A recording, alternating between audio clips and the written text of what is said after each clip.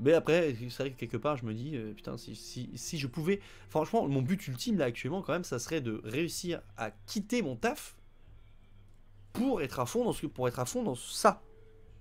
Juste ça. Les streams, les vidéos. Vraiment en faire mon métier quelque part. Vraiment faire ça parce que parce que j'adore ça. J'adore ça, ça fait 4 ans que je traîne sur ça fait j'ai commencé mon aventure en 2017 sur internet avec la page Facebook et depuis tout a évolué quoi ouais. Ah ouais, franchement ça serait vraiment ouf. Ce serait vraiment ouf de pouvoir faire ça. Ce serait vraiment ouf. Bon, en tout cas, on va peut-être commencer là il reste un grand pas à faire. C'est du travail. C'est du travail, ça demande du temps, de l'investissement. C'est sûr que c'est pas comme ça qu'on va avoir que tout va grandir. Après là ce que j'essaie de faire c'est via le TikTok, j'ai essayé de rameuter plein de monde sur le Twitch parce que bah, c'est quand même là que j'ai masse monde donc bon c'est là-bas que j'ai masse monde donc c'est vraiment si vraiment il y a c'est comme si vraiment c'est si vraiment mes communautés la communauté sur YouTube ou Twitch veut je veux qu'elle grandisse pour toucher plus de monde, ça passe par TikTok. De toute façon, quand je me suis mis sur TikTok, c'était pour ça à la base. Hein.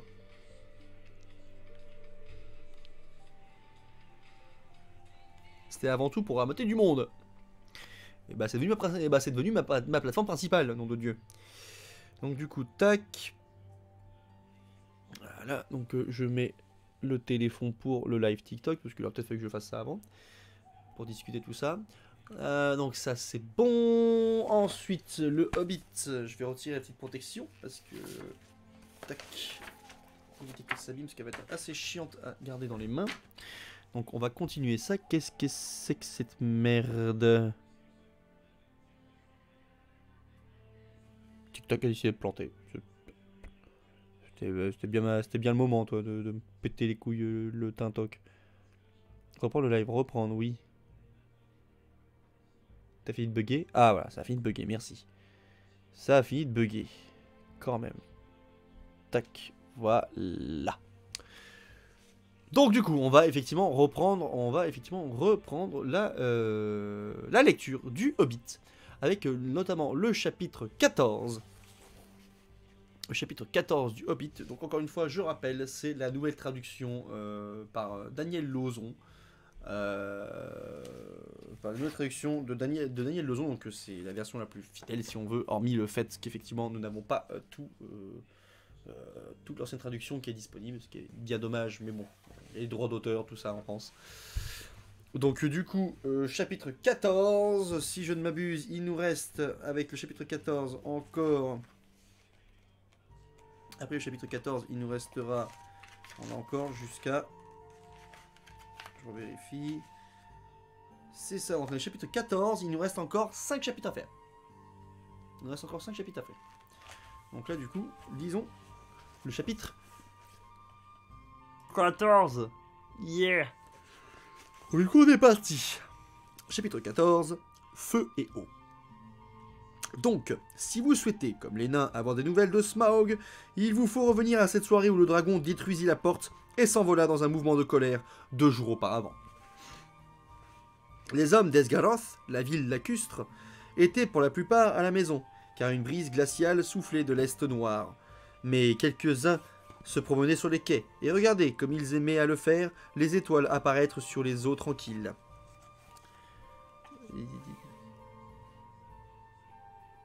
Oui, les eaux tranquilles du lac, tandis qu'ils s'allumaient dans le ciel. Tandis qu'elles s'allumaient, pendant on dit un étoile, tandis qu'elles s'allumaient dans le ciel. De chez eux, la montagne solitaire était presque entièrement masquée par les collines basses à l'autre bout du lac, aperçues à travers une brèche où la rivière courante descendait du nord. Merci. Seule sa haute cime était visible par temps clair, et il ne la regardait que rarement, car elle était sinistre et morne, même à la lumière du matin. À cette heure, elle ne se voyait plus, perdue dans la noirceur du ciel. Bonsoir Zangdar. J'ai Zangdar le maudit dans le chat. Oui, le chat est sur toi. Non mais au secours vraiment s'il veut pas descendre. Bah tu te lèves, il va descendre. Bah non, j'ai pas envie qu'il me... Mais putain, moi je le fais bien moi. Non, parce que t'es con. Non, parce que je m'en fous. Allez, Il va descendre. descends. Mais redresse-toi aussi. Voilà. Il est descendu. Bonsoir Zangdar, si cela t'intéresse, maître du donjon, rejoins mon serveur, rejoins le Twitch, t'auras un bien meilleur son et une meilleure qualité sonore. Et ah bah merci, une F pour à donner un pourboire. Ah bah merci pour tes 1 écus. Pour ton écu d'or.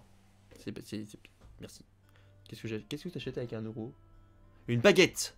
Grâce à toi, je vais pouvoir acheter une baguette. Et encore c'est 1 euro. Quoi? Même dans les boulangeries, c'est pas 1,20 €, je crois, si? Ah si, la tradition elle est 1 € au dernier moment. Oh les bâtards. Il manque 20 centimes pour une tradition. Donne-moi 20 centimes de plus. De rien. Ah, une F. Ah putain, de rien. Ah, c'est toi, j'avais pas compris. Je vois une F, j'étais là, je fais une F, j'ai pas compris. Mais non, mais c'est toi en fait, une V, d'accord. Ok. Bonsoir le TikTok, d'ailleurs, ceux qui sont intéressés, je vous invite à rejoindre le Twitch. C'est le même nom que mon TikTok. Pour faire grossir la communauté et surtout venir voir les autres lives que je fais parce que je fais beaucoup de jeux vidéo là-dessus. Et je parle du Seigneur des Anneaux et de l'histoire, tout ça. Bref, reprenons la lecture. Mon cœur, en fait, est-ce que tu peux mettre un casque ou une connerie dans le genre parce que... Tiens. Hop, ok, merci mon amour. J'ai le même micro que toi, c'est le Razer Seren X. Ouais, c'est ça. Sauf que moi, j'ai mis sur mon bras. Parce que j'ai un bras qui me sert. Ah, mais je me disais, il y a une merde dans le... Il y a une couille dans le pâté, là. Ah, putain, je peux poser où mon téléphone? Mon téléphone. Bon. Ah, pas de place. Là, j'ai de la place. Il y a une couille dans le pâté, là. Ici aussi, c'est pas très droit, cette histoire. Merci du follow, juste moment 5. Bienvenue à toi. Installe-toi, prends une bière. Masturbe-toi en écoutant l'histoire de Smaug qui va se faire poutrer la gueule dans le Hobbit. Et nous passons à l'année 1127 du 12e âge. Du 12e siècle. En fait, j'allais me coucher, je vais pas juste dire bonsoir. Bah, bonne soirée à toi, merci d'être passé déjà Zangda, puis bonne nuit, du coup. Bonne nuit. Donc, on va reprendre ce putain de texte. Elle reparut tout soudainement. Un bref éclair, il l'illumina, tout à fait, l'illumina et s'évanouit. Donc là, on parle de la lune. Regardez, dit l'un d'entre eux, encore ces lueurs. La nuit dernière, les guetteurs les ont vus apparaître et disparaître de minuit jusqu'à l'aube. Il se passe quelque chose là-haut. Peut-être que le roi sous la montagne est en train de forger de l'or, dit un autre. Il y a longtemps qu'il est monté au nord. Il est temps que les champs deviennent à nouveau réalité. Quel roi demanda un troisième avec sévérité. C'est sans doute le feu du dragon en maraude, le seul roi sous la montagne que nous ayons jamais connu. Tu fais toujours de mauvais présages, dirent les autres.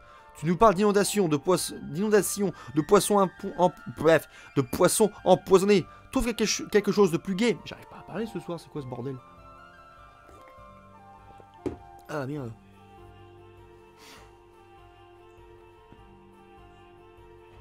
Les pauvres pêcheurs. Puis, une vive lumière apparut tout à coup dans la brèche entre les collines et l'extrémité nord du lac, se couvrit d'un reflet doré. Le roi sous la montagne, s'écria-t-il. Ses richesses sont comme le soleil, son argent est une fontaine, ses rivières sont dorées, la rivière charrie l'or de la montagne, annoncèrent-ils, et partout des fenêtres s'ouvraient et des pieds accouraient. Il y eut de nouveau un formidable élan d'enthousiasme et d'excitation, mais l'homme, à la voix sévère, s'en fut trouver le bourgmestre, à toute allure. Le dragon arrive, où je suis sot, cria-t-il. Coupez les ponts, aux armes, aux armes! Des trompettes sonnèrent soudain l'alarme et résonnèrent sur les rochers le long des rives. Putain, je bug beaucoup là. On sent la fatigue. Ouais, effectivement. Les acclamations cessèrent et la joie laissa place à la terreur. Ainsi le dragon ne les prit pas tout à fait par surprise. Sa vitesse était si grande qu'ils ne tardèrent pas à l'apercevoir, filant vers eux comme une étincelle, toujours plus énorme, toujours plus brillant. Et même les plus étourdis ne doutèrent pas un instant que les prophéties venaient de prendre une tournure plutôt désastreuse. Il leur restait tout de même un peu de temps. Tous les récipients de la ville furent remplis d'eau, tous les guerriers furent armés, tous les projectiles et les flèches furent préparés, et le pont menant à la terre ferme fut jeté à bas et détruit avant que la terrible approche de Smaug ne devienne un grondement assourdissant et que l'affreux battement de ses ailes ne fasse trembler les eaux rougeoyantes. Parmi les hurlements, les plaintes et les cris d'épouvante, le dragon fondit sur eux, bifurqua vers les ponts et fut contré. Le pont avait disparu, et ses ennemis étaient isolés au milieu de ces eaux profondes, trop sombres et trop froides à son goût. S'il y plongeait, des vapeurs s'élevaient pour couvrir toutes les terres de brouillard pendant des jours. Mais le lac était plus fort que lui. Il éteindrait ses feux avant qu'il n'ait pu passer à travers. Grondant, il fit demi-tour et passa de nouveau sur la ville. Une pluie de flèches sombres jaillit dans les airs et heurta ses écailles et ses joyaux avec fracas. Puis toutes retombèrent, enflammées par son souffle mortel, brûlant et sifflant sur les eaux du lac. Jamais vous n'auriez pu imaginer un feu d'artifice comparable au spectacle de cette nuit-là. Quand vibrèrent les cordes des arcs et que retentirent les trompettes, la colère du dragon s'embrassa de tous ses feux, jusqu'à l'aveugler et à le rendre fou. Personne n'avait osé s'attaquer à lui depuis des lustres, et personne n'aurait osé maintenant, n'eût été l'homme à la voix sévère. Il se nommait Bard, qui courait de côté et d'autre, encourageant les archers et insistant auprès du bourgmestre pour qu'ils aient l'ordre de se battre jusqu'à la dernière flèche. Donc du coup, le mec sévère, c'est Bard. Nous avons découvert Bard. Le feu jaillit des mâchoires du dragon. Celui-ci tournoya quelques instants dans les airs, loin au-dessus d'eux, illuminant tout le lac. Les arbres sur les rives prenaient des reflets de cuivre et de sang, tandis que des ombres noires et opaques bondissaient à leurs pieds. Alors, il piqua tout droit à travers la grêle de flèches, téméraire dans sa rage, négligeant de tourner ses flancs écailleux vers ses adversaires, cherchant seulement à incendier leur ville. Le feu jaillit sur les toits de chaume. Je vais leur faire. Le feu jaillit sur les toits de chaume et les fêtages de bois, tandis qu'il passait en trombe et partait et revenait, même si tout avait été aspergé d'eau avant sa venue. Des centaines de mains s'affairaient encore à arroser les bâtiments à la moindre étincelle. Le dragon revint sur eux. Un violent coup de queue et le toit de la grande maison s'effondra avec fracas. Des flammes inextinguibles montèrent dans la nuit. Le dragon descendait et redescendait à chaque fois. Une maison prenait feu et s'écroulait, puis une autre, et toujours aucune flèche ne pouvait l'arrêter ou le blesser davantage qu'une mouche venue des marécages. Déjà des hommes sautaient à l'eau de tous côtés. Dans le bassin du marché, les femmes et les enfants étaient entassés sur des bateaux surchargés. Sur les quais, on laissait tomber les armes, des pleurs et des lamentations s'élevaient, là où les vieux chants célébraient naguère l'arrivée des nains et les jours heureux à venir. À présent, on maudissait leur nom. Le bourgmestre lui-même cherchait refuge sur son grand bateau doré. Ouh. Espérant profiter de la confusion pour se sauver à la rame. Bientôt la ville serait complètement désertée et réduite en cendres à la surface du lac. D'ailleurs, regardez-moi ça. Tu peux lire moins vite s'il te plaît, pour mieux comprendre. Oui, je peux faire ça, pas de soucis.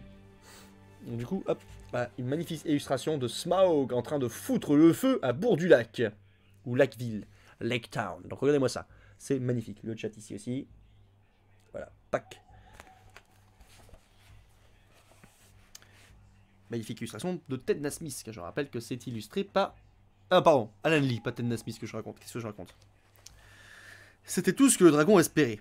Qu'ils s'embarquent tous jusqu'au dernier. Ils pourraient alors s'amuser à les pourchasser sur l'eau, ou les laisser moisir là, jusqu'à ce qu'ils meurent de faim. Qu'ils essaient d'atteindre la rive, et ils les attendraient de pied ferme.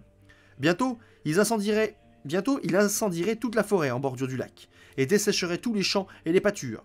Pour l'instant, ils prenaient plaisir à tourmenter cette ville, et se divertissaient comme ils ne s'étaient pas divertis depuis des années. D'ailleurs, Schwartz, Pokenkrumzi, machin, je t'invite à venir sur Twitch pour avoir une meilleure qualité sonore et surtout avoir la musique aussi en fond. Ce sera beaucoup plus sympa. Le Twitch, c'est Galethorn, comme le TikTok. Mais il y avait encore une compagnie d'archers qui tenait bon parmi les maisons en flammes. Leur capitaine était Bard, à la voix et au visage sévère, que ses amis accusaient de prophétiser des inondations et du poisson empoisonné, même s'il connaissait sa valeur et son courage. C'était un lointain descendant de Girion, seigneur du Val, dont la femme et l'enfant s'étaient enfuis jadis par la rivière courante, échappant à la ruine. Maniant un grand arc en bois d'if, il avait tiré toutes ses flèches, jusqu'à ce qu'il ne lui en reste plus qu'une seule. Le feu s'approchait. Le feu s'approchait. Ses compagnons le désertaient.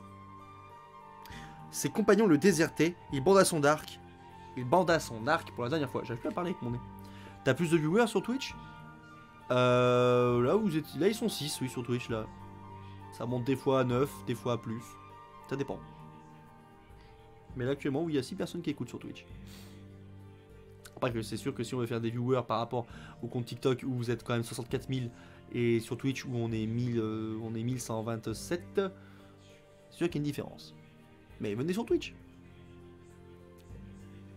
Soudain, quelque chose sortit des ténèbres et volota jusqu'à son épaule. Il tressaillit.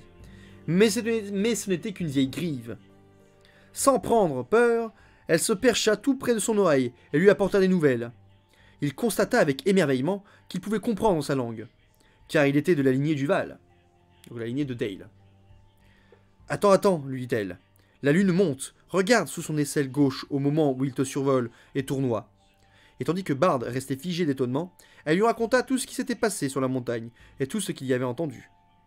Bard tendit alors la corde de son arc jusqu'à son oreille. Le dragon revint vers lui, décrivant des cercles à basse altitude. La lune se leva sur la rive orientale, et ses ailes revêtirent un éclat argenté. On est 12, quand tu cliques sur le 6, il y a 12 personnes. Ah, vous êtes 12? Je sais pas, il me dit que vous êtes 7. Ok, bon, vous êtes 12.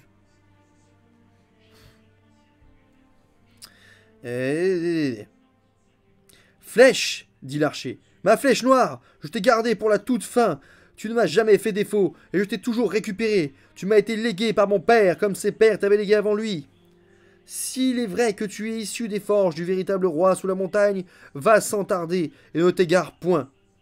Le dragon fondit de nouveau sur lui, descendant plus bas que jamais. Et au moment où il tournait et plongeait dans le clair de lune, son ventre nacré scintilla du feu étincelant des joyaux, sauf en un endroit. Le grand arc vibra. La flèche noire partit, tout droit de la corde, et fila vers l'aisselle gauche où la patte de devant était tendue.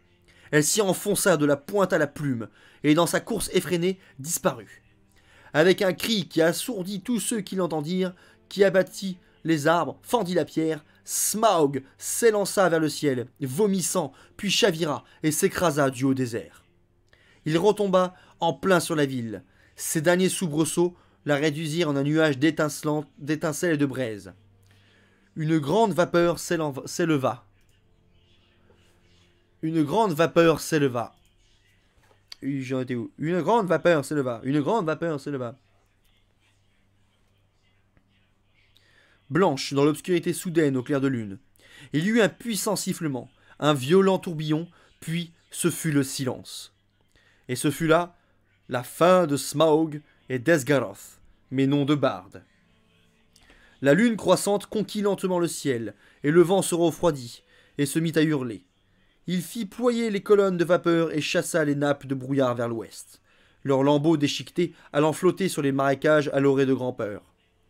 Puis de nombreux bateaux apparurent comme des taches sombres à la surface du lac, et le vent portait la voix des habitants d'Esgaroth, pleurant la destruction de leur ville, de leurs maisons et de leurs biens. Mais en vérité, ils avaient de quoi remercier le sort, s'ils avaient pu s'en rendre compte sous le coup de l'émotion, car les 3/4 des habitants de la ville s'en sortaient au moins vivants. Leurs forêts, leur culture, leur pâturage et leur bétail, ainsi que la plupart de leurs embarcations, restaient intacts, et le dragon était mort. Les conséquences de sa défaite ne leur étaient pas encore apparues. Une foule endeuillée se rassembla sur la rive occidentale, frissonnant dans la brise glaciale, et sa colère et ses plaintes se dirigeaient surtout contre le bourgmestre, qui s'était empressé d'abandonner la ville, alors que d'autres étaient encore prêts à la défendre. Il a peut-être le sens des affaires, surtout des siennes, murmuraient certains, mais quand l'heure est grave, il ne vaut pas grand-chose. Et ils célébrèrent le courage de Bard et son dernier trait dévastateur. Si seulement il n'avait pas été tué, disaient-ils tous, nous allons se couronner roi. Bard, le pourfendeur dragon, de la lignée de Girion, quel malheur de l'avoir perdu. Et au beau milieu de leur conversation, un guerrier de belle stature apparut des ombres. Ses vêtements étaient trempés, ses cheveux noirs et mouillés tombaient sur son visage et sur ses épaules, et un éclair redoutable illuminait ses yeux. Bard n'est pas perdu, cria-t-il. Bard n'est pas perdu, cria-t-il. Il a plongé des quais d'Esgaroth quand l'ennemi est tombé. Je suis Bard, de la lignée de Girion. Le dragon est mort par ma flèche. Le roi Bard! Le roi Bard! Cria-t-il, tandis que le bourgmestre grinçait des dents. Girion était le seigneur du Val, et non roi d'Esgaroth, dit-il. Au bourg du lac, nous avons coutume d'élire un bourgmestre. Qu'est-ce que c'est que ça? Les publicités sont désactivées, effectuées. Pour savoir plus.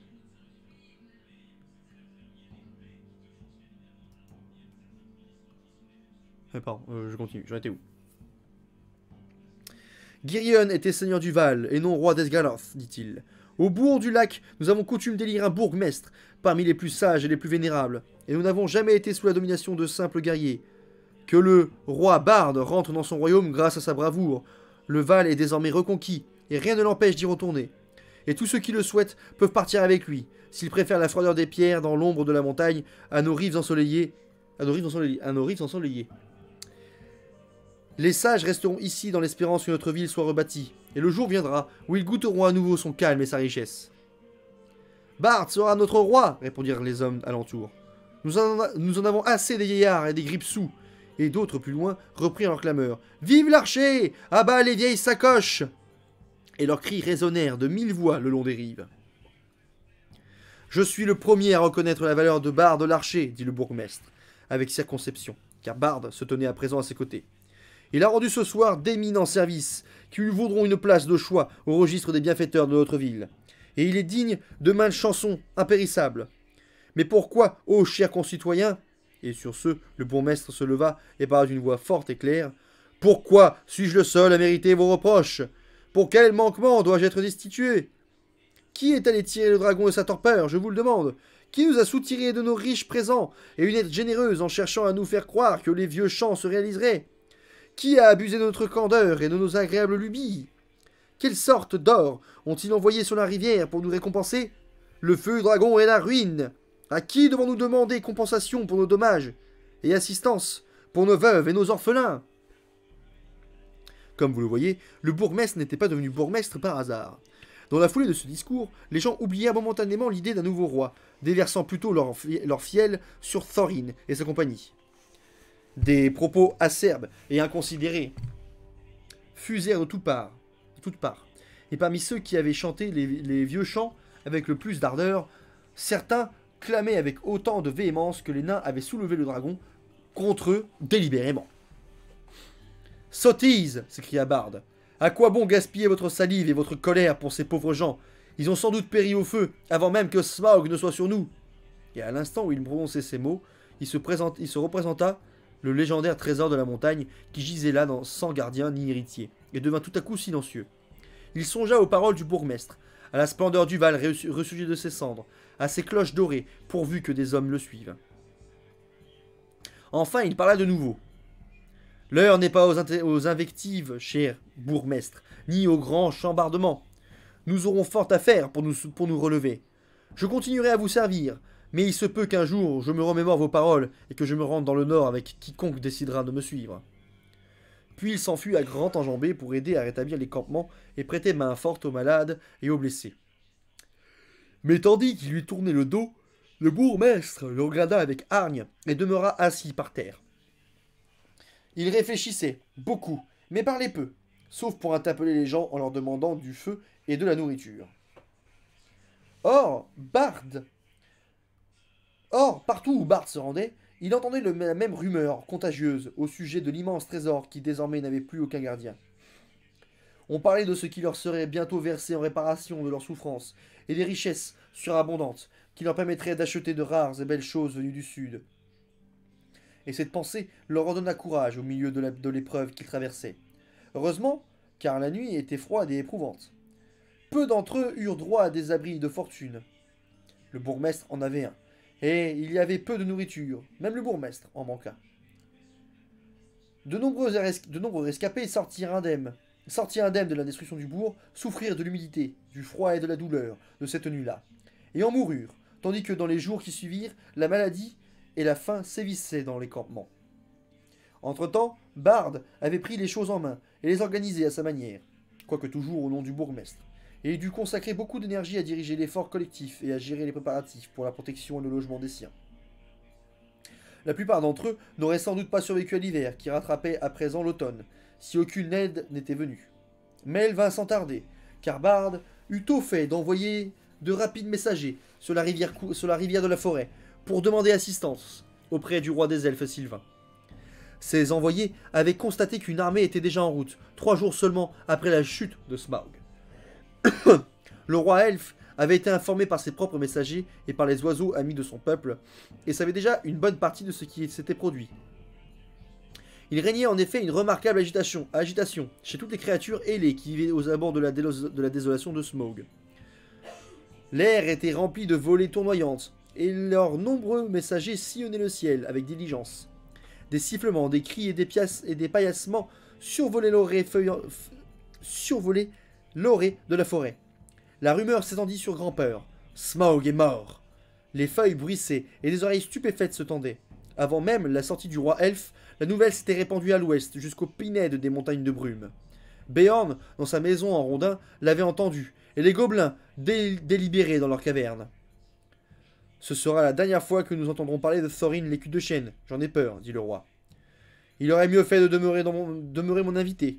Mais tout de même, à quelque chose malheur est bon, ajouta-t-il. Car lui non plus n'avait pas oublié les légendaires richesses de Thror. C'est ainsi que les envoyés de Bard le trouvèrent déjà en marche, entouré d'archers et de lanciers, et les corbeaux étaient nombreux autour de lui, car ils croyaient que la guerre, absente de ces contrées depuis des siècles, était sur le point de renaître. Mais le roi, quand il reçut les prières de Bard, eut pitié, car c'était à l'image de son peuple, un seigneur bienveillant et charitable. Ainsi, détournant son armée, qui jusqu'alors se dirigeait tout droit vers la montagne, il se hâta de descendre la rivière jusqu'au long lac. Il n'avait ni bateau ni radeau, en nombre suffisant pour contenir ses troupes, et ils durent faire une longue route à pied.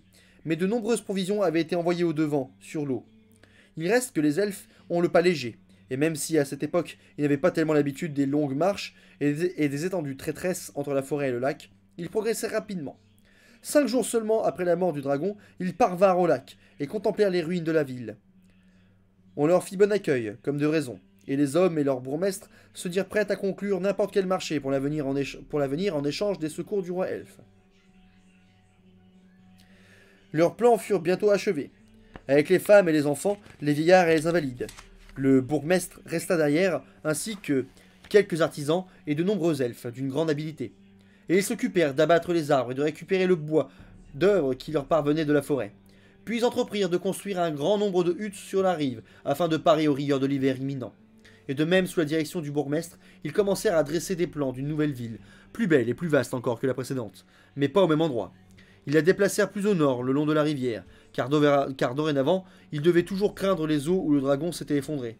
Celui-ci ne retrouverait plus jamais son lit doré, mais il restait étendu là, froid, comme la pierre, recroquevillé dans les bas-fonds. Pendant des siècles, on put voir par temps calme ces énormes ossements au milieu des pilotis de l'ancienne ville en ruine. Mais rares sont ceux qui s'aventurèrent à travers cet endroit maudit. Et personne n'osa jamais plonger dans cette eau frisonnante et récupérer les pierres précieuses qui tombaient de sa carcasse pourrissante. Mais tous les hommes d'armes encore capables de se battre, et presque tous les soldats du roi elfe, s'apprêtèrent à marcher sur la montagne au nord. C'est ainsi que 11 jours après la destruction de la ville, les premiers rangs de leur armée passèrent le portail rocheux et l'autre bout du lac, et entrèrent dans les terres désolées. Fin du chapitre 14, qui aura été rapide à lire quand j'y réfléchis. Du coup, nous allons passer au chapitre 15 du Hobbit. Et ouais, le chapitre 15, on continue. Je me sens chaud là. Chapitre 15. L'orage se prépare. Revenons maintenant à Bilbo et aux nains. Toute la nuit, quelqu'un avait monté la garde, mais au matin, personne n'avait vu ou entendu aucun signe de danger. Les oiseaux, cependant, se faisaient toujours plus nombreux.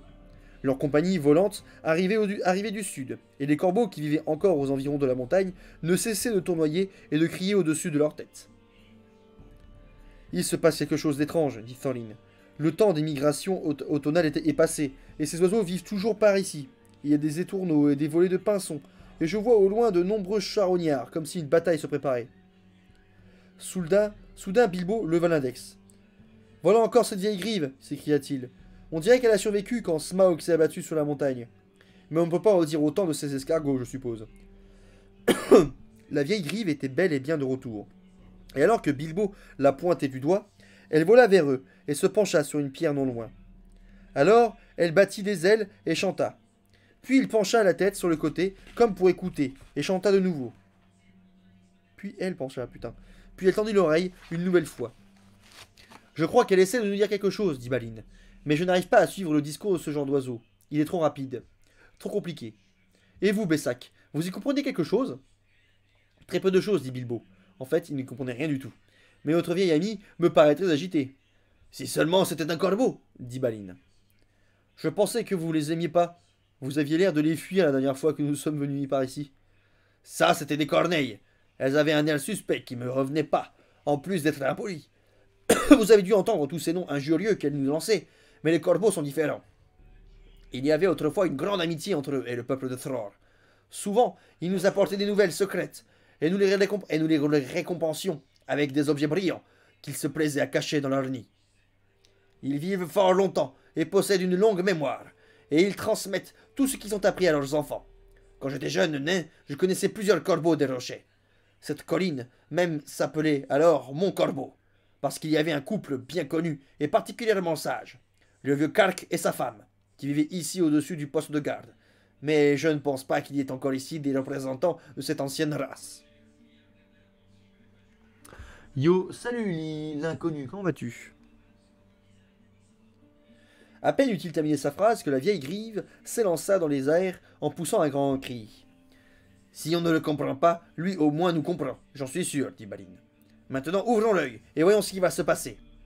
Il eut bientôt un grand battement d'ailes et la vieille Grive fut de nouveau près d'eux, accompagnée d'un vieil oiseau tout décrépit. Presque aveugle, il pouvait à peine voler, et le sommet de sa tête était complètement dégarni. C'était un vieux corbeau de taille imposante. Il se posa devant eux avec raideur, battit lentement des ailes et salua Thorin d'un geste saccadé. Oh, alors on va essayer de faire une voix de corbeau. Oh Thorin, fils de Thrain, et Balin, fils de Fundin, croissa-t-il. Et Bilbo comprenait ce qu'il disait, car il parlait comme vous et moi, et non dans la langue des oiseaux. Je suis Roak, fils de Kark. Kark est mort, mais vous l'avez bien connu autrefois. Il y a 153 ans que je suis sorti de l'Elfe. Il y a 153 ans que je suis sorti de l'Elfe, mais je n'oublie pas ce qui m'a été enseigné par mon père. Je suis désormais le chef des grands corbeaux de la montagne. Nous sommes peu nombreux, mais nous gardons encore le souvenir du roi de jadis. La plupart de mes gens sont absents, car il y a d'importantes nouvelles en provenance du sud. Certaines seront pour vous une joie. D'autres ne vous paraîtront pas aussi favorables. Car voici que du sud, de l'est et de l'ouest, les oiseaux affluent de nouveau vers la montagne et le val, et on entend partout la nouvelle que Smaug est mort. Mort, s'écria les nains. Mort, mort. Nos craintes étaient donc inutiles, et le trésor est à nous. Tous se levèrent d'un bond et se mirent à gambader de joie. Oui, mort, dit Roak. La Grive pense ses plumes ne jamais tomber. L'a vu mourir, et ses paroles sont dignes de foi. Elle l'a vu tomber au combat contre les hommes d'Esgaroth, il y a 3 nuits de cela, au lever de la lune. Thorin eut quelques difficultés à convaincre les nains de se taire et d'écouter ce que le corbeau avait à dire. Celui-ci acheva enfin son récit de la bataille, et poursuivit. Oula, j'ai des lags, la lecture revient en arrière. Ah, dommage. Voilà pour vous, Thorin, l'écu de chêne, le plus réjouissant. Vous pouvez regagner votre palais en toute sécurité. Tout le trésor est à vous, pour l'instant. Mais de nombreuses gens, à part les oiseaux, se dirigent par ici en ce moment même. La rumeur de la mort du gardien s'est répandue dans tout le pays, et la légende des richesses de Thror ne s'est pas amoindrie au fil des générations. Nombreux sont ceux qui réclament une part du trésor. Déjà une armée d'elfes est en marche, accompagnée de charognards qui espèrent une confrontation et un massacre. Sur les rives du lac, les hommes accusent les nains d'être la cause de leur malheur, car tous sont sans logis et nombre d'entre eux sont morts dans la destruction de leur ville. Eux aussi cherchent à obtenir réparation en réclamant une partie de votre or. Que vous soyez vivant ou mort. Moi je préfère le clan du grand corbeau. Le clan du grand corbeau.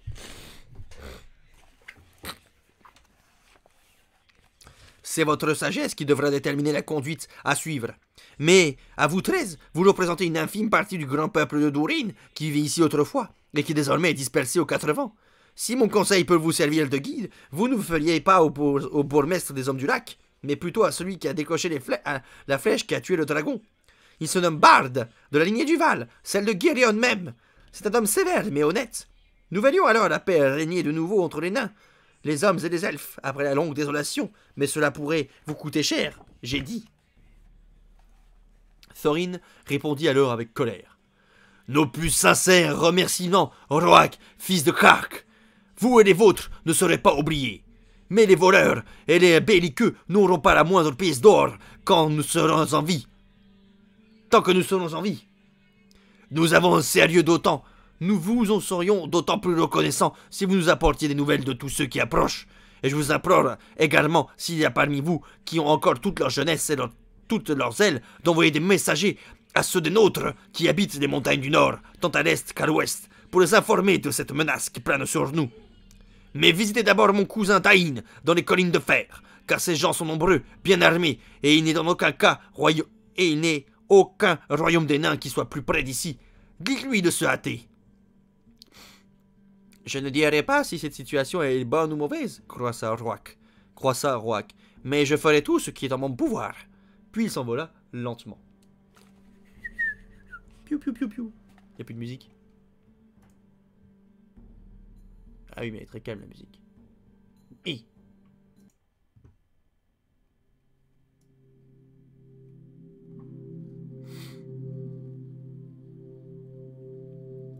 Aeta Soromana.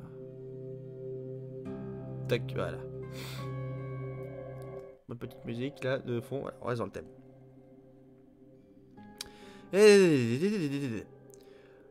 Entrons de ce pas à la montagne, s'écria Thorin. Nous n'avons que très peu de temps. Et peu de choses à se mettre sous la dent, ajouta Bilbo, toujours aussi pragmatique face à ce genre de questions. Il se disait en tout cas qu'avec la mort du dragon, leur aventure était pour ainsi dire terminée. En cela, il se trompait lourdement. Il aurait renoncé une bonne partie de ses gains pour que toute cette affaire soit résolue dans la paix. Rentrons à la montagne, cria les nains, sans faire attention à lui. Et alors, il fut bien obligé de rentrer avec eux. Puisqu'une partie des événements vous sont déjà connus, vous aurez compris que les nains disposaient encore de quelques jours. Ils explorèrent à nouveau les cavernes et découvrirent, comme ils s'y attendaient, que la grande porte était désormais la seule issue. Toutes les autres portes, à l'exception de la petite entrée secrète évidemment, avaient depuis longtemps été bloquées ou détruites par Smaug. Et il n'en restait plus la moindre trace. C'est ça. Ils s'employèrent donc à fortifier l'entrée principale et aménager un nouveau chemin qui y conduirait. Les outils nécessaires ne manquaient pas, laissés derrière par les mineurs, les carriers, les constructeurs d'autrefois. Et les nains étaient encore très habiles à de tels travaux. Pendant qu'ils travaillaient, les corbeaux leur apportaient sans cesse des nouvelles. Ils apprirent donc que le roi elfe s'était détourné vers le lac et qu'il bénéficiait d'un moment de répit. Mieux encore, ils découvrirent que 3 de leurs poneys avaient échappé à la mort, car ils avaient été vus sur les berges de la rivière courante, non loin de l'endroit où se trouvait le reste des provisions. Ainsi, pendant que les autres se chargeaient des travaux, Fili et Kili, guidés par un corbeau, furent envoyés à la rivière afin de ramener les poneys et tout ce qu'ils pouvaient y transporter. Alors, je reviens 2 secondes, parce que je vais jeter ça et essayer de voir si je peux me prendre un petit truc à grignoter.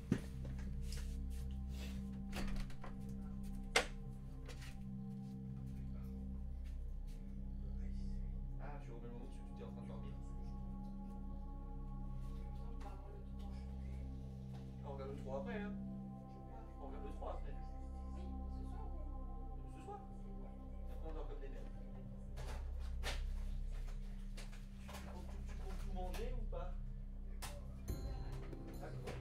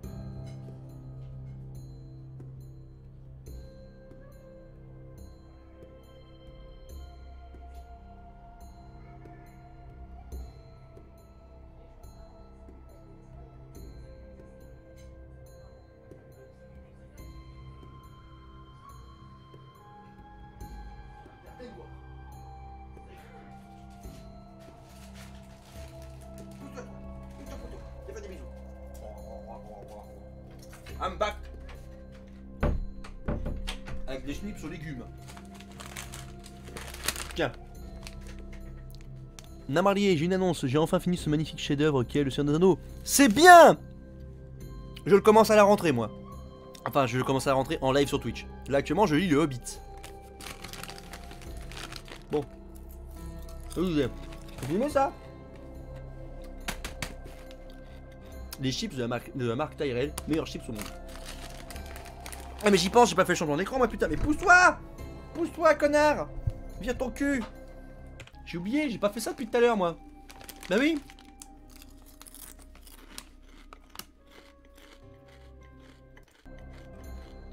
Voilà.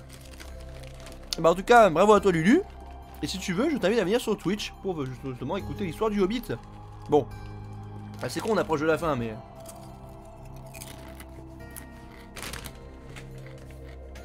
c'est mieux que rien. J'ai regardé les Seigneurs des Anneaux, le Seigneur des Anneaux que en version normale. Est-ce que c'est vraiment mieux de regarder en version longue? Oui. Oh oui. Bah déjà tu passes de quoi? Je crois, si je me trompe pas, environ 7 heures, 8 heures de visionnage à 10h50. Oui, je viens les... en gros 11 heures avec le générique. Donc oui. Il faut regarder en version longue, parce que t'as beaucoup plus d'informations, beaucoup plus de détails. Et c'est vachement plus sympa. Ah, j'en étais où? Ah oui, c'est vrai, les poneys qui sont partis récupérer. Leur absence dura 4 jours, et ils apprirent à leur retour que l'armée des hommes du lac s'était jointe à celle des elfes, et qu'ils se hâtaient toutes deux vers la montagne. Et qu'elles se hâtaient toutes deux vers la montagne. Mais les nains entretenaient à présent de meilleurs espoirs, car en faisant attention, ils auraient encore de quoi se nourrir pour quelques semaines. Surtout du crâne, évidemment. Et c'était tout juste s'ils pouvaient encore le supporter. Mais un peu de crâne vaut beaucoup mieux que rien. Et ils avaient déjà réussi à bloquer la porte avec un mur de pierre équarri, sans ciment, mais très épais et haut, érigé devant l'ouverture. Il y avait des fentes à travers lesquelles ils pouvaient voir ou tirer, mais aucune porte. Ils entraient et sortaient en se servant d'échelles, et s'aidaient de cordes pour hisser leurs marchandises. Afin d'assurer l'écoulement de la rivière, ils avaient ménagé une petite arche basse sous le nouveau mur. Mais devant l'entrée, ils avaient modifié le petit lit étroit de telle sorte qu'un grand bassin d'eau s'étendait de la paroi rocheuse jusqu'au sommet de la chute où la rivière descendait vers le Val.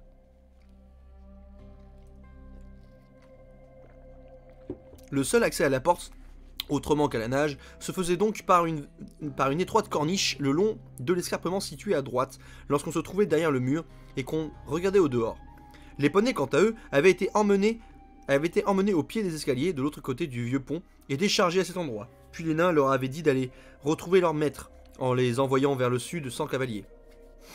Vint alors une nuit où surgirent tout à coup de nombreuses lumières, comme celles de feux de camp et de torches, dans le Val qui s'étendait au sud. Donc à Dale. Les voici, cria Balin, et leur campement est considérable. Ils ont dû entrer dans la vallée à la faveur du crépuscule en prenant des deux côtés de la rivière. Les nains dormirent très peu cette nuit-là. L'aube était encore pâle lorsqu'ils virent une compagnie qui approchait. Retranchés derrière leurs murs, ils les regardèrent s'avancer jusqu'au fond de la vallée et entamer une lente ascension. Ils virent bientôt que des archers-elfes étaient parmi eux, de même que des hommes du lac, armés jusqu'aux dents. Enfin, les premiers rangs gravirent les éboulis de roches et parvinrent au sommet des chutes. Et quelle ne fut pas leur surprise de voir le bassin qui s'étendait devant la porte, elle-même bloquée par un mur de pierre nouvellement taillé. Tandis qu'ils se tenaient là, pointant du doigt et discutant entre eux, Thorin les héla. « Qui êtes-vous » cria-t-il d'une voix puissante. « Pour qui arrivez en fauteur de guerre aux portes de Thorin, fils de Thrain, roi sous la montagne? Que désirez-vous » Mais ils ne répondirent rien. Certains d'entre eux battirent immédiatement en retraite, et les autres, après avoir observé un moment la porte et ses défenses, ne tardèrent pas à les suivre. Ce jour-là, leur campement fut déplacé à l'est de la rivière, tout juste entre les bras de la montagne. Tout juste dans les bras de la montagne. Mais ils ne répondirent rien. Certains d'entre eux battirent... Putain, j'ai déjà lu ça. Des voix et des chants résonnèrent alors parmi les rochers, comme la vallée n'en avait pas entendu depuis longtemps. L'écho de harpes elfiques et d'une douce musique montait également vers la porte, et on aurait dit que le froid s'adoucissait et qu'un faible parfum embaumait l'air, comme celui de fleurs printanières en train de déclore dans la forêt. Bilbo eut alors très envie de quitter la sombre forteresse pour aller se joindre à la fête, et aux réjouissances autour des feux. Les plus jeunes nains se laissèrent eux aussi émouvoir. déplorant la tournure des événements et regrettant de ne pouvoir accueillir ces gens à bras ouverts. Mais Thorin se renfrogna. Puis les nains eux-mêmes emportèrent des harpes et des instruments, récupérés parmi les trésors, et ils se mirent à jouer. Ils se mirent à en jouer, pour tenter d'apaiser sa colère. Mais leur chant n'était pas comme le chant des elfes, et il rappelait beaucoup ce qu'ils avaient chanté chez Bilbo, longtemps auparavant, dans son petit trou de hobbit. Salut, je suis passionné par le Moyen-Âge aussi. Salut Samy, bienvenue à toi. Et c'est cool, c'est bien. La période médiévale, c'est une période très intéressante pour l'histoire de notre histoire.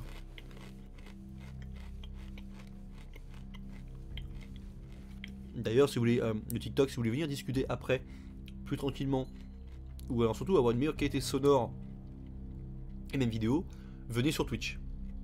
C'est le nom du Twitch, c'est comme en TikTok. Galethorn. Vous avez une meilleure qualité.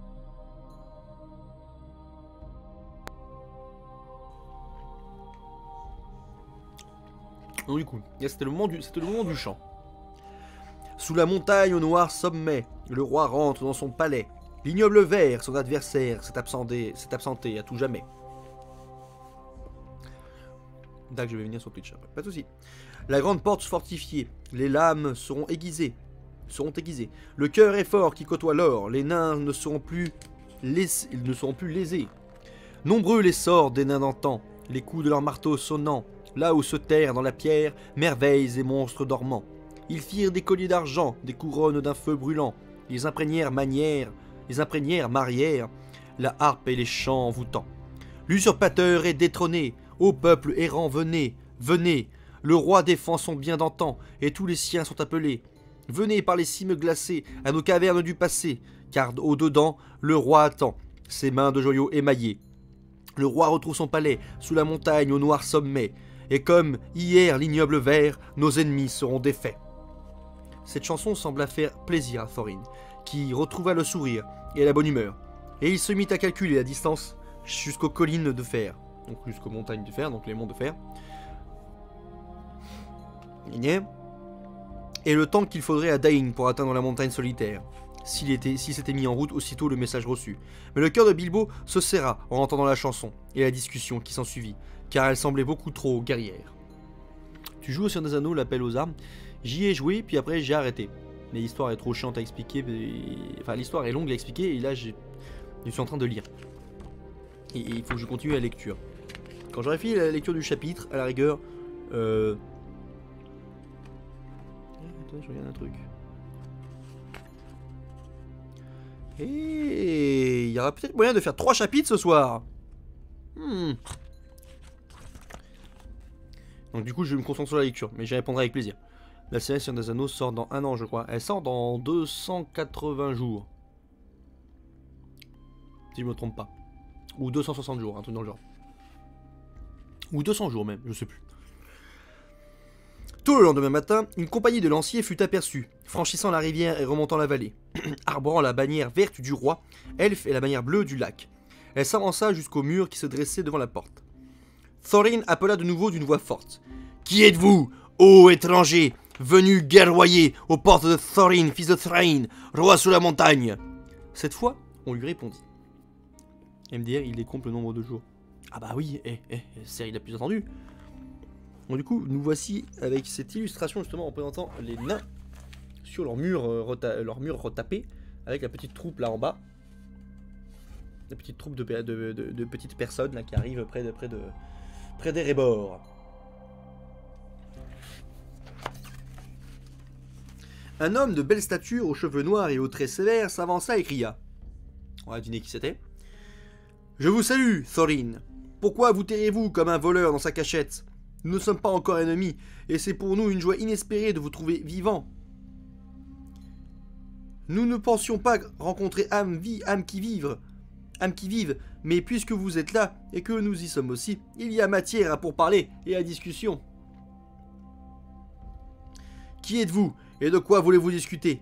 Je suis barde, et c'est par mon bras que le dragon est tombé, et que votre trésor vous a été rendu. N'est-ce pas là une affaire qui vous concerne?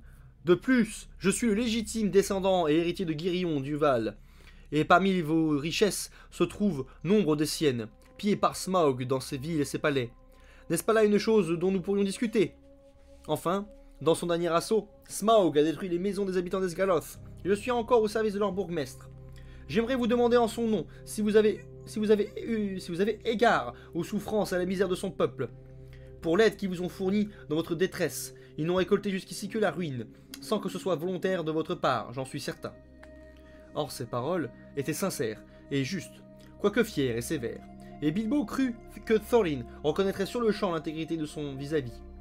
Il ne s'attendait pas, bien sûr, à ce que quiconque se souvienne que c'était lui, et lui seul, qui avait découvert la faille dans l'armure du dragon. Heureusement, car personne n'en fit jamais attention.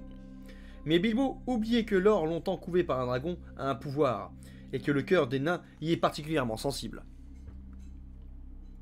Thorin avait, au cours des derniers jours, passé de longues heures dans la salle du trésor, et son enchantement pesait lourdement sur lui. S'il recherchait d'abord et avant tout la pierre arcane, il lorgnait aussi maint autre objet qui se trouvait là, et qui évoquait le lointain souvenir des labeurs et des souffrances de son peuple. Vous plaidez votre plus mauvaise cause en dernier et en la plaçant au-dessus des autres, répondit Thorin. Nul ne peut prétendre au trésor de mon peuple sous prétexte que Smaug, qui nous l'a volé, l'a privé lui aussi de sa vie et de son logis. Ces méfaits ne sauraient être réparés par l'octroi de richesses qui n'étaient point les siennes. Pour l'aide et les marchandises qui nous ont été fournies par les hommes du lac, nous paierons le juste prix. Et en ce temps, et ce en temps utile. L'histoire d'Alexandre le Grand aussi et Khalid ibn Walid. Oui. Mais nous ne donnerons rien, pas même la valeur d'une miche sous la menace d'une guerre, tant qu'une troupe armée se tiendra à notre porte. Vous serez pour nous des ennemis et des voleurs. Je serais curieux de savoir quelle part de leur héritage vous auriez versé au nôtre si vous nous aviez trouvés morts, et le trésor sans surveillance. C'est une question tout à fait légitime, répondit Bard. Mais vous n'êtes pas morts, et nous ne sommes pas des voleurs. De plus, les riches peuvent avoir pitié des miséreux qui leur ont tendu la main au moment où ils étaient dans le besoin, sans égard aux prétentions des uns et des autres. Quant à mes autres revendications, elles demeurent sans réponse. Je refuse de parlementer, comme je l'ai dit, tant qu'il y aura des hommes de guerre à ma porte. Et jamais je ne discuterai avec les gens du roi elfe qui n'ont rien fait pour mériter ma sympathie. Ils n'ont pas leur place dans ce débat. Maintenant partez avant que nos flèches ne sifflent. Et si vous souhaitez reprendre la discussion, renvoyez d'abord l'armée elfe dans la forêt, et quand vous l'aurez remise à sa place, revenez et déposez vos armes avant de vous approcher du seuil. Le roi elfe est mon ami, et il s'est porté au secours des gens du lac qui avaient grandement besoin d'aide, et qui pourtant n'avaient d'autres revendications à faire valoir que l'amitié, répondit Bard. Vous aurez le temps de ravaler vos paroles, retrouvez votre sagesse avant votre retour. Puis il tourna les talons et rentra au campement. Même mon premier com ne sait pas afficher MDR. Ça arrive des fois. Mais encore une fois, viens sur Twitch si tu discuter, ce sera beaucoup plus pratique, parce que surtout j'aurai une meilleure visibilité de la part du chat. Au bout de quelques heures, les porte-étendards revinrent et les trompettes retentirent. Au nom d'Esgaloth et de la forêt, cria l'un d'eux, nous nous adressons à Thorin, fils de Thrain, l'écu de chêne, et nous l'enjoignons de faire bonne considération des revendications qui lui ont été présentées, sans quoi il sera déclaré notre ennemi. Il devra remettre au moins 1/12 du trésor à Bard, l'héritier de Girion, qui nous a libérés de Smaug. Avec la part qui lui revient, Bard contribuera lui-même à la reconstruction d'Esgaloth. Mais si Thorin désire recevoir amitié et révérence des terres alentours, comme ses pères en bénéficient autrefois, il donnera aussi une part de ses richesses afin d'assurer le bien-être des hommes du lac. Thorin s'empara alors d'un arc de corne et décocha une flèche en direction du messager. Elle alla se planter dans son bouclier et vibra un instant dans le silence. Puisque telle est votre réponse, poursuivit le messager, je déclare la montagne assiégée. Vous n'en sortirez point jusqu'à ce que vous demandiez vous-même une trêve et des pourparlers. Nous ne prendrons pas les armes contre vous, mais nous vous laissons à votre ordre. Vous pourrez au moins manger cela, si c'est ce que vous voulez. Sur ce, les messagers se retirèrent promptement, et les nains furent laissés à leur réflexion. Thorin était devenu si sombre que même s'il l'avait voulu, aucun d'entre eux n'aurait osé lui reprocher quoi que ce soit. Mais à vrai dire, la plupart semblaient d'accord avec lui. Sauf peut-être le gros Bombure et Fili et Kili. Bilbo, évidemment, trouvait la situation tout à fait déplorable. Il en avait plus qu'assez de la montagne, et le fait d'y être assiégé ne lui plaisait pas du tout. Cet endroit me rend malade, marmonna-t-il pour lui-même. L'odeur du dragon empeste, et tout ce crame commence à me rester sur l'estomac. Chapitre 16. On peut le faire. Chapitre 16 ce soir. Allez, on est parti pour le chapitre 16. T'as 3 chapitres en un soir. En plus, c'est bien parce qu'ils sont relativement courts. C'est ça. Il est très court. Mais il est putain de court le chapitre 16. Et le 17, il est combien? 17. 17. 17 un peu plus long. Ouais. Nous ferons les autres. On fera le 17 et la suite la semaine prochaine. Chapitre 16. Un voleur dans la nuit. Les jours s'égrenaient lentement et péniblement. La plupart des nains passaient leur temps à faire le tri des objets dans la salle du trésor. Et Thorin évoqua la pierre arcane de Thrain et leur ordonna vivement de la chercher dans tous les recoins. Car la pierre arcane de mon père, dit-il, vaut plus à elle seule qu'une rivière d'or, et elle n'a pas de prix à mes yeux. Cette pierre, je la revendique entre toute autre chose, et quiconque la trouve et la garde pour lui-même connaîtra ma vengeance. Et Bilbo entendit ces paroles, et trembla intérieurement, se demandant ce qui arriverait si la pierre était découverte, enveloppée dans un vieux tas de guenilles qui lui servait d'oreiller. Mais il s'abstint tout de même d'en parler, car à mesure que la lassitude le gagnait, un plan avait commencé à se faire jour dans sa petite tête. Les choses continuèrent ainsi pendant quelque temps, puis les corbeaux revinrent avec des nouvelles. Dain et une compagnie de plus de 500 nains partis en toute hâte des collines de fer. Se trouvaient désormais à environ 2 jours de marche du Val. Ils arriveraient par le nord-est.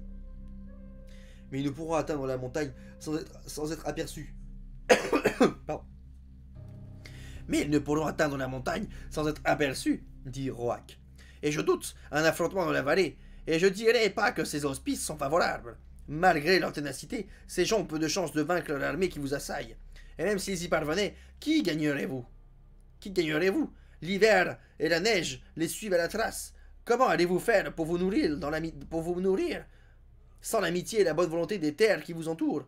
Le trésor risque d'être votre perte, même si le dragon n'est plus. Mais Thorin resta de marbre. L'hiver et la neige tourmenteront aussi les elfes et les hommes, dit-il. Et ils regretteront d'avoir élu domicile dans la désolution.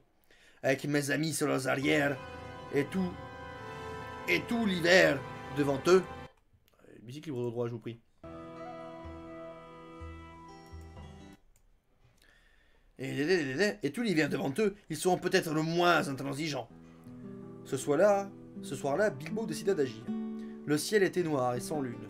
Aussitôt la nuit tombée, il se rendit à une antichambre située juste derrière la porte et sortit de son sac une corde et de même que la pierre arcane enveloppée d'un chiffon. Puis il grimpa sur le mur. Seul Bombure se trouvait là-haut, car c'était son tour de garde. Et les nains ne postaient qu'une sentinelle à la fois. Il fait rudement froid, dit Bombure. Si seulement nous avions un feu, comme il y en a au campement. À l'intérieur, il fait assez chaud, dit Bilbo. Je n'en doute pas, mais je suis cloué ici jusqu'à minuit, ronchonna le gros nain. Ronchonna, putain, le gros nain. Toute cette histoire est un énorme gâchis. Non pas que j'ai l'audace de contredire Thorin, puisse sa barbe toujours s'allonger, mais s'il y a eu jamais un nain au cou raide, c'est bien lui. Pas aussi raide que mes jambes, dit Bilbo. J'en ai assez des escaliers et des couloirs de pierre. Je donnerais gros pour sentir l'herbe sous mes orteils. Quant à moi, je donnerais gros pour me rincer le gosier avec un peu de boisson forte. Et pour un lit douillet après un bon souper. Pour ça, je ne pourrais pas vous aider tant que nous serons assiégés. Mais cela fait quelque temps que je n'ai pas veillé. Je vais prendre votre tour de garde si vous le voulez. Je n'ai pas eu tout sommeil ce soir. Vous êtes un bon bougre, monsieur Bessac, et j'accepte votre offre avec plaisir. Mais s'il se passe quelque chose, n'oubliez pas de me réveiller avant de donner l'alerte. Je serai tout prêt, dans l'antichambre à gauche. Oust, alors, je vous réveillerai à minuit, et vous pourrez réveiller votre remplaçant. Tac. On baisse un petit peu le son là. Voilà. Aussitôt que Bombure fut parti, Bilbo passa l'anneau à son doigt. Il fixa la corde à Insaï, se laissa descendre le long du mur et disparut. Il avait environ 5 heures pour revenir. Bombur dormirait. Il pouvait s'endormir à tout moment, et depuis sa mésaventure dans la forêt, il essayait toujours de retrouver les merveilleux rêves qu'il avait visités alors. Et tous les autres étaient en bas avec Thorin. Aucun d'entre eux, même Fili et Kili, était susceptible de se présenter en haut du mur sans que ce soit son tour. Il faisait très noir, et lorsqu'il quitta le chemin nouvellement aménagé pour descendre vers la rivière en contrebas, la route lui parut soudain très peu familière. Il parvint enfin au coude où il devait traverser l'eau, s'il pouvait se rendre au campement, ce qui était précisément son intention. Les eaux de la rivière étaient peu profondes, mais son lit était déjà très large, et le petit hobbit eut du mal à le franchir au guet dans l'obscurité. Il était presque sur l'autre rive lorsqu'il perdit pied sur une pierre ronde et tomba dans l'eau froide avec un grand éclaboussement. Il venait tout juste de se hisser sur la berge, frissonnant et crachotant quand des elfes arrivèrent alertés par le bruit, et en s'éclairant de brillantes lanternes. « Ce n'était sûrement pas un poisson, dit l'un d'entre eux. Il y a un espion parmi nous, cachez vos lampes, elles risquent d'être plus utiles pour lui que pour nous, si c'est l'étrange petite créature qui passe pour être leur serviteur. »« Serviteur mon œil, fit Bilbo avec reniflement et incrédule. Au même moment, il éternua avec bruit, ce qui attira tout de suite les elfes sur lui. « Un peu de lumière, dit-il, je suis ici, vous me cherchez ?» en retirant son anneau. Il surgit de derrière un rocher. Ils eurent vite fait de l'attraper, malgré leur stupéfaction. « Qui êtes-vous? Êtes-vous le hobbit des nains? Que faites-vous là? Comment êtes-vous arrivé jusqu'ici sans être repéré par nos sentinelles ?» demandèrent-ils l'un après l'autre. « Je suis Monsieur Bilbo Bessac, répondit-il, le compagnon de Thorin, si vous tenez à le savoir. Je connais bien votre roi, même si lui ne m'a probablement jamais vu. Mais Bard se souviendra de moi, et c'est surtout avec lui que je désire m'entretenir. »« Voyez-vous ça, firent-ils, et quel peut être le but de votre visite? Quel qu'il soit, ça ne vous regarde pas, mes bons elfes. Mais si vous souhaitez un jour gagner votre forêt et quitter cet endroit triste et froid, répondit-il avec un frisson, vous me conduirez vite à un feu, où je pourrai me sécher, puis vous me laisserez parler à vos chefs, aussi vite que possible. Je ne dispose que d'une heure ou deux. » Ainsi donc, quelques 2 heures après avoir faussé compagnie aux nains, Bilbo fut installé devant une grande tente, à la chaleur du feu, et 2 autres étaient assis là, qu'il observait avec curiosité. Le roi elfe et le barde. Le roi elfe et barde. Un hobbit vêtu d'une cotte de maille elfique, en partie enveloppé dans une vieille couverture, c'était pour eux une nouveauté.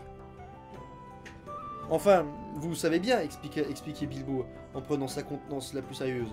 Cette situation me désespère. Personnellement, j'en ai assez de toute cette histoire. J'aimerais bien être de retour dans l'Ouest, chez moi, où les gens sont plus raisonnables. Mais j'ai des intérêts dans cette affaire. Une part d'un 14e pour être précis, d'après une lettre que je crois avoir conservée fort heureusement d'ailleurs.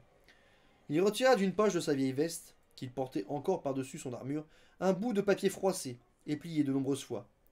C'était la lettre de Thorin, qu'il avait trouvée en mai, sous la pendule de sa cheminée. Une part des profits, remarquez, poursuivit-il.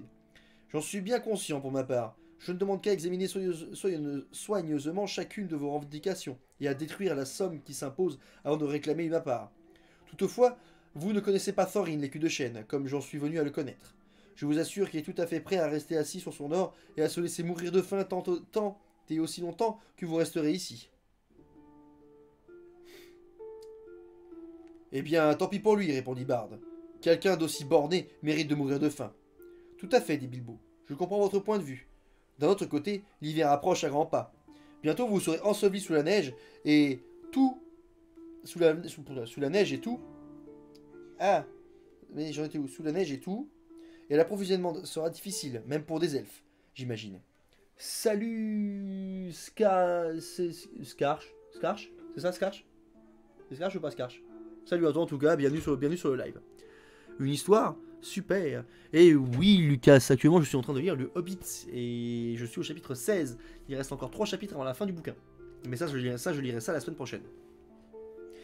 Bienvenue à toi en tout cas, en tout cas, Scarch, du coup. Installe-toi, prends un truc à manger, détends-toi. Voilà. De toute façon, on est à la fin de l'histoire. Mais si d'ailleurs le TikTok ou ce qui est d'arriver sur Twitch, si vous voulez entendre le début de l'histoire et tout ce qui s'est passé avant, eh ben, je vous invite à aller sur la chaîne YouTube parce que toutes les rediffusions sont là-bas. Voilà. Toutes les rediffusions sont là-bas. Tout simplement. J'en étais où? Ah oui, là.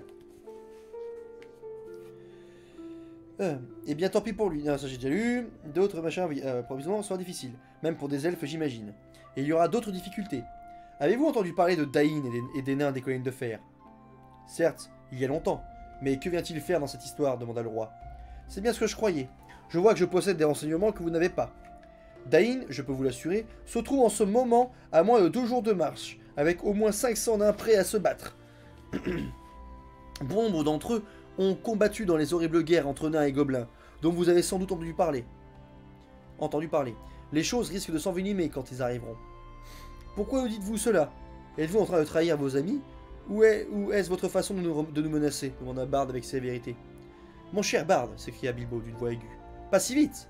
A-t-on jamais vu des gens aussi méfiants? J'essaie seulement d'éviter des ennuis à toutes les parties mais concernées. Maintenant, laissez-moi vous faire une offre. Nous sommes toutes oui, dirent-ils. Regardez plutôt, répondit-il. La voici. Et il sortit la pierre arcane et la débarrassa de son voile, en Clarkenstone. Le roi elfe lui-même, dont le regard avait l'habitude des choses merveilleuses et belles, se leva avec stupéfaction.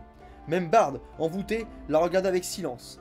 C'était comme si une sphère avait été remplie du clair de lune, puis suspendue devant eux dans un scintillant réseau d'étoiles givrées. Voici la pierre arcane de Thrain, dit Bilbo, le cœur de la montagne.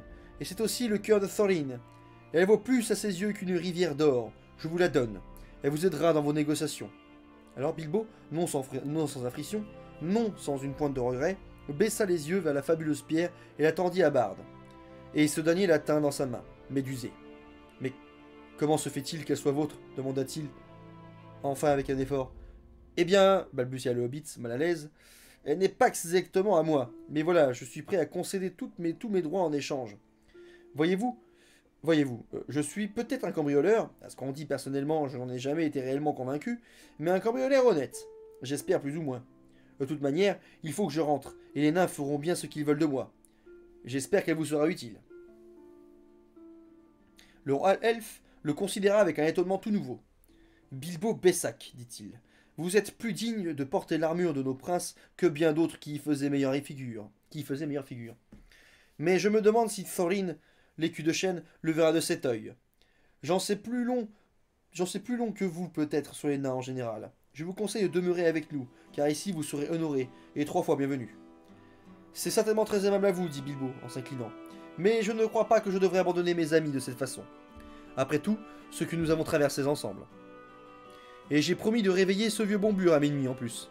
Vraiment, je dois y aller, et vite. Ils ne purent lui faire changer d'avis. Alors, on lui fournit une escorte. Et à son départ, Bard et le roi le saluèrent avec honneur, tandis qu'il quittait le campement. Un vieil homme vêtu d'une cape sombre, assis devant la porte d'une tente, se leva et s'avança vers lui. Bien... Bien joué, monsieur Bessac, dit-il en lui donnant une tape dans le dos. Vous aurez toujours le don de nous surprendre. C'était Gandalf. Pour la première fois depuis des jours, Bilbo fut vraiment ravi, mais il n'avait pas le temps de poser toutes les questions qui lui brûlaient les lèvres. Chaque chose en son temps, dit Gandalf. Votre histoire tire à sa fin maintenant, si je ne me trompe pas. Des moments difficiles vous attendent, mais ne désespérez pas. Il se peut que vous en tiriez à bon compte. Il se trame des choses que même les corbeaux n'ont pas vu venir. Bonne nuit. Perplexe, mais encouragé par ces paroles, Bilbo se hâta de rentrer. On le conduisit à un gué, moins périlleux, et il atteignit l'autre rive sans incident. Sur quoi il dit adieu aux elfes, et remonta furtivement vers la porte. Je bois un petit peu.